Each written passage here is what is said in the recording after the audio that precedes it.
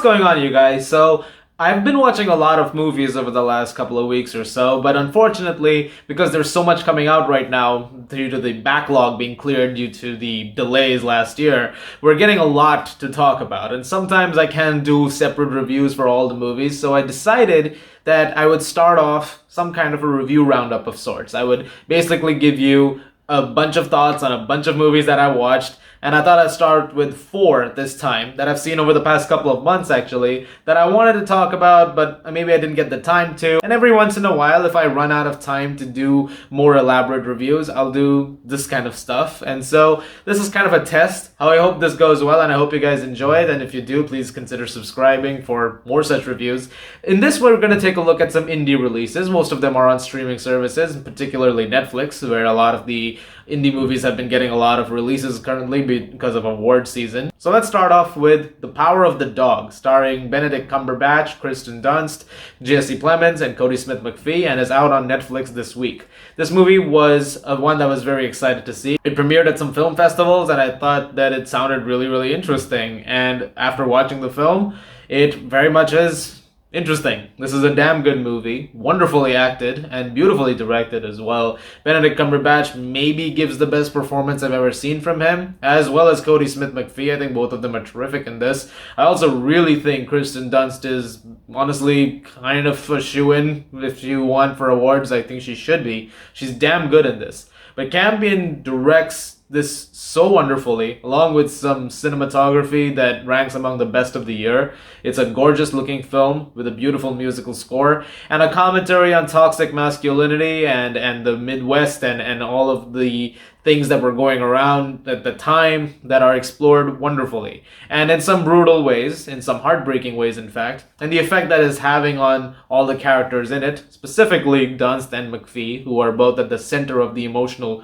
core of this story, and I think both of them really hone in on that pretty well. I think in this case we're following Benedict Cumberbatch's character, who himself is got a very fixed mindset on how society should work, and so his character, as you're following throughout, is going through a lot of different things, and he's not exactly the best person in the world. His brother of sorts, played by Jesse Plemons, is someone who's trying to become a more modernized human being, someone who's trying to be like, hey, everybody's an equal, but then he's constantly being held back by the fact that his best friend of 25 years or so is like, no, like this not how we do things around here.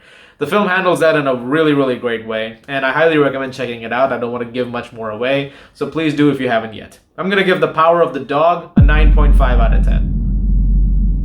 I also watched Tick, Tick, Boom, directed by Manuel-Miranda in his directorial debut and starring Andrew Garfield as Jonathan Larson, the creator of Rent. And this is a story about how he essentially came up with his first musical in a very short amount of time, and he was faced with immense pressures in doing so. He keeps hearing a ticking sound in his head. He doesn't know what's going on, and if he doesn't do this in time, he won't be able to get his big break on Broadway. And you're seeing the impact that is having on his life, including with his personal relationships, his friendships, and his career in general, and all of that is building to this sort of crescendo as to whether or not he's going to pull this off. An ensemble cast, which is really, really great in this movie. Andrew Garfield leading the charge in perhaps his best performance to date.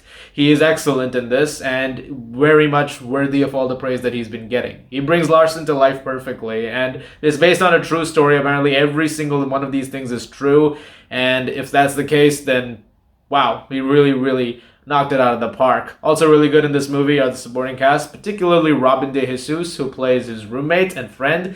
He's excellent in this too. The musical numbers are terrific. Andrew Garfield can really sing, and you can definitely hear that range pretty often in this movie, so you're gonna get a lot of that.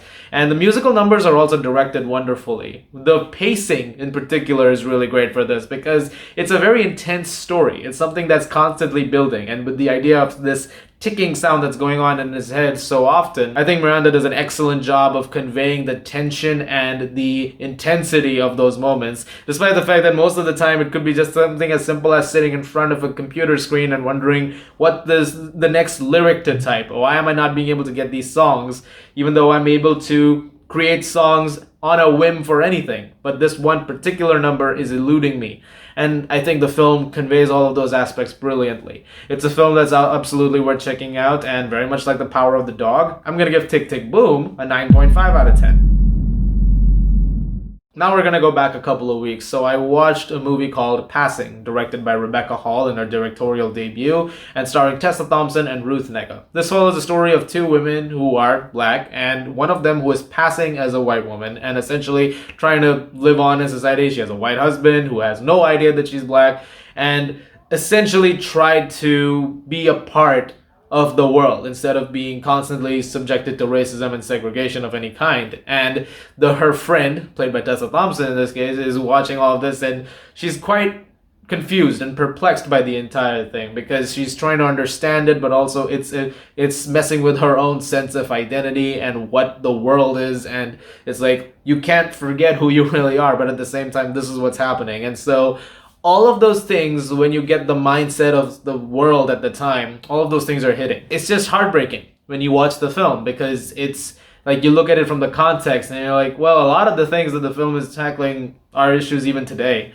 I mean, it's really, really tough in some of those sequences to see the thematic elements and the world elements sort of come into play. And the performances by Tessa Thompson and Ruth Negga are excellent. Both of them are fantastic in this film, especially Ruth Negga. She's brilliant.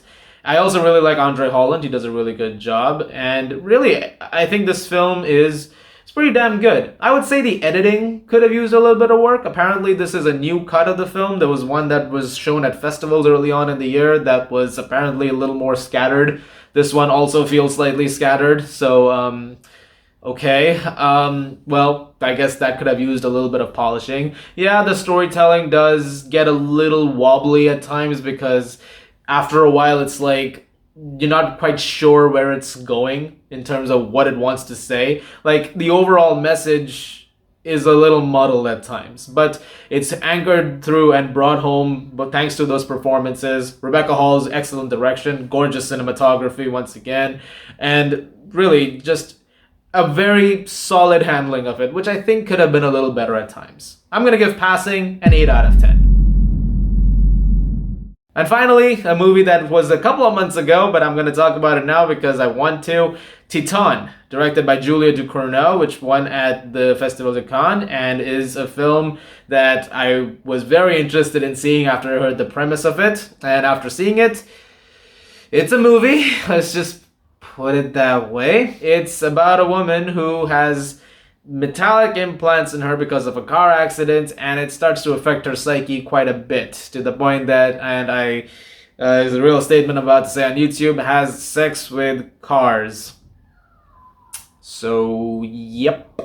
I'm not going to talk more about what happens in the movie. It's best that I keep things to a minimum and rather you actually see it for yourself. But this movie is batshit crazy, and I mean that in the good way. This movie was something I genuinely had no idea what to expect from it, and it blew me away. I think this is a fantastic film. Agathe Roussel, I hope I'm getting that name right. She plays this main character that we're following throughout the film, and this is her debut role, and frankly, you could never convince me of that. She's so damn good in this film. It feels like she's an acting pro. She's really, really great in it. It's a film that's so bizarre and so vivid with its imagery of all kinds. I genuinely had no idea what to make of it for quite a while. All I could say was I saw it, and then I just had to sit on it for a while, and now I'm still not sure what to say about it. I've been thinking about this movie for a couple of months now, and overall I just seem to be like, I loved it, but I just don't know where to go with the conversation on it. It just seems so crazy.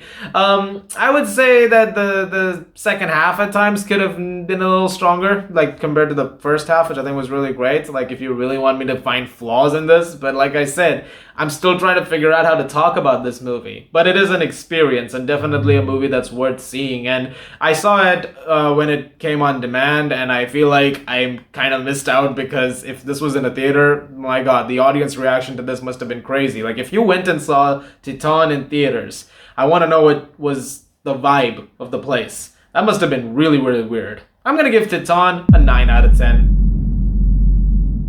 I'm not really sure what to say. I mean, I want to give it more or less. I don't know. This movie is fucking crazy. And that was the first review roundup. I was hoping that there'd be some more movies. I also know that Belfast is a movie by Kenneth Branagh that I want to talk about, and I will do that as well.